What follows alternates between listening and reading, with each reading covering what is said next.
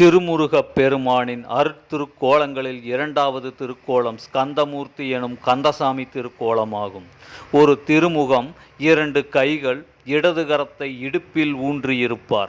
கையில் தண்டாயுதமும் இடையில் கோவணமும் தரித்திருப்பார். முருகப்பெருமானின் திருநாமங்களில் கந்தன் என்ற பெயரால் பல அரிய நூல்கள் இயற்றப்பட்டுள்ளன.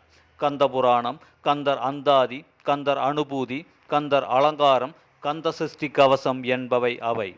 பல கடவுளர்களின் வலிமை ஒன்று சேர்ந்திருப்பதாலும் தண்டாயுதம் ஏந்தியிருப்பதாலும் முருகனை கந்தன் என்று அழைப்பார்கள்.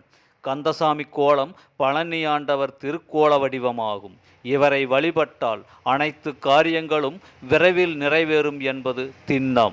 இதுபோல் ஏனைய திருக்கோலங்களையும் தரிசித்து இறைவனின் அருள் பெற மறக்காமல் சப்ஸ்கிரைப் செய்து கந்தனுக்கு அரோகரா என தமிழில் கமெண்ட் செய்யுங்கள்.